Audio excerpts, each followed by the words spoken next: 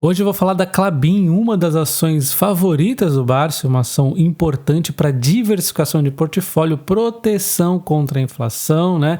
Proteção contra a depreciação do real. A gente pode ver que no Brasil a inflação fechou em 2021 em 10%, né?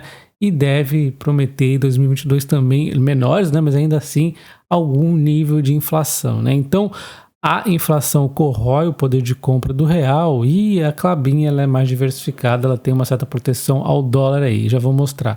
E a Klabin, ela tem aí, pelo mapa do dividendo inteligente, deve anunciar dividendos agora em janeiro, então pode estar representando uma oportunidade aí para quem já está interessado na Klabin, aproveitar esses dividendos, né? O mercado de papel e celulose ele vem crescendo, né? A diversificação ao longo dos anos. Então ele não é aquele apenas papel, né? Ele vai aí tendo uma importância cada vez mais significativa. A gente pode ver diversos produtos com destinos diferentes, mas ainda é verdade que o papelão é bem representativo, né?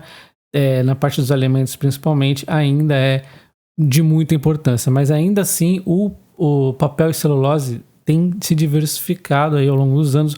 É isso que mantém a Klabin como uma boa ação para o longo prazo.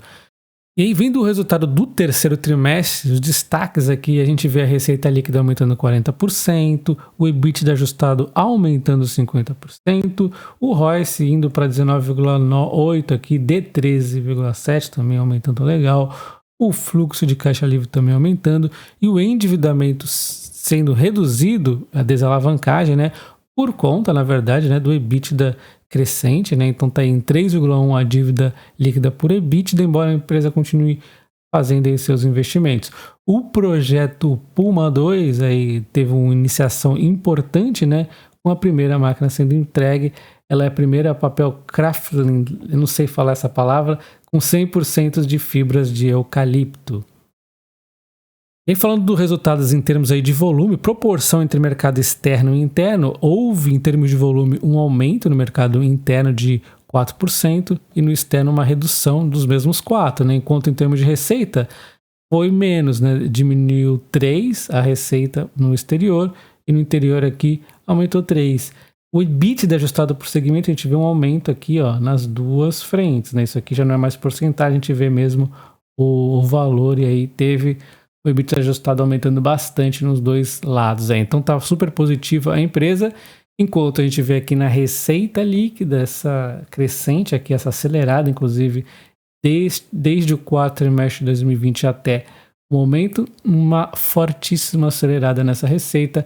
O EBITDA, ele dá umas osciladas, né, como a gente pode ver, mas ainda assim crescendo aqui, né, ao longo do tempo crescendo, e a gente vê o lucro líquido, e agora é importante, preste atenção que a empresa teve aqui um problema neste primeiro trimestre de 2020, e eu já vou comentar, e depois ainda ficou um pouquinho no prejuízo aqui nos seguintes, para depois recuperar forte aqui nos demais, né? Então, fica atento que eventualmente a empresa tem um certo prejuízo, mas no longo prazo ela tende a ser perene, né?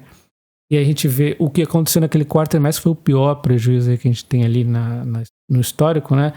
E foi impactado pela forte desvalorização do real contra o dólar, que atingiu a linha de variação cambial e gerou perda bilionária com derivativos atrelados a financiamentos. Então, assim, pegou a empresa de surpresa, foi uma queda muito brusca, né? Quando acontecem essas quedas muito bruscas, algumas empresas acabam oscilando. Já vi outras empresas terem esse mesmo final aí, quando acontecem essas movimentações muito bruscas no câmbio, embora a Klabin, ela é beneficiada pelo dólar mais alto, né?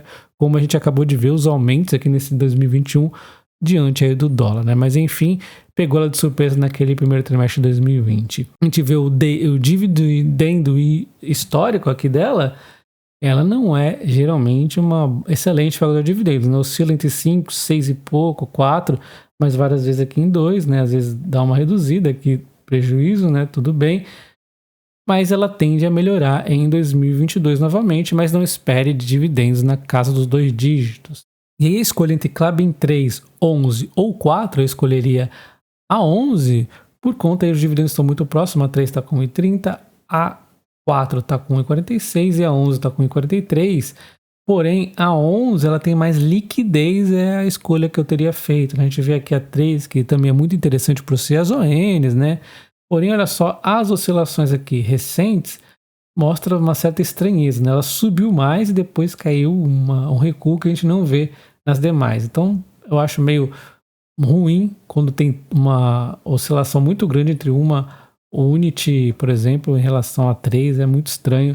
Eu preferia ir da Unity, que tem mais liquidez mesmo. Nos últimos 5 anos ela entregou 111%, o que é uma boa valorização, né? Não brilhante, porque ela ficou aqui um bom período aqui lateralizada, né? E aí teve essa alta. E olha só que curioso, né? Aqui neste momento, no primeiro trimestre de 2020, ela caiu bastante por conta daquele prejuízo, né? Também a pandemia e tudo mais, né? Afetou aí a empresa. Porém, na sequência, ela engatou uma alta muito boa mesmo, ainda estando patinando em termos de lucro, porque o mercado conseguiu ver o potencial da empresa no longo prazo. E agora que o resultado começa a aparecer, o resultado vindo bom aí na empresa, a empresa começa a cair a cotação. Então, assim, nada melhor do que você dominar a empresa para tentar entender o momento melhor aí de entrada. E aí eu me dolarizo na minha carteira via Home, via Aura Mineros e via diretamente o exterior, portanto eu não tenho a Klabin, embora ache ela uma boa empresa. Então assim, eu acho o momento ok. O que eu faria se eu quisesse a Klabin? Iria comprando aos poucos, né? Ela tem um certo desconto, não é um desconto excepcional, mas é um desconto que existe. Ela tem essa previsibilidade boa à frente, o dólar deve continuar alto, não vejo um risco iminente. Mas essa alta aqui, né, tirou um pouquinho, né, do preço barato dela, embora ainda esteja barata. Vamos dar uma olhada aqui no que o pessoal, as corretoras têm a dizer, né? Tem vários preços alvos aqui que eu cadastrei, tem lá no site mesmo deles, eles mostram isso, tá? E aí deu uma média, por que eu trouxe para a planilha? Para trazer a média de 33,53, o que dá um upside aí, uma margem de 30,7%, né? Então é uma margem decente, de 30% é bem interessante, já que as perspectivas da empresa para médio prazo e longo também são positivas. Vou deixar um trecho do vídeo do Barsi falando sobre a papel e celulose e o link do vídeo completo na descrição do vídeo. A celulose, no início, ela servia apenas e tão somente para ser transformada em papel. Hoje a celulose, ela tem múltiplas possibilidades de transformação. Hoje nós temos o quê? O couro, a celulose que imita o couro. Muitas pessoas veem umas calças que parece que é de couro, mas não é, de celulose, tá certo? A celulose é tecido, exatamente. A celulose ela tem também uma boa configuração, que é uma celulose fluff, da qual você pode fazer o quê? Da qual você pode fazer fraldas, tá certo? Matéria-prima para fraldas e muita coisa. A celulose serve para muita coisa, essa aqui é a realidade. Está substituindo o plástico, né? Está substituindo com alguma assim, excelência, porque o papel, ele é biodegradável, né? Ele é reutilizável, enfim. Eu acredito que ela tem um futuro bastante próspero aí pela frente, na razão direta que o plástico vai sendo penalizado. E comenta se você pretende ter a Klabin e não esquece do like. Um abraço.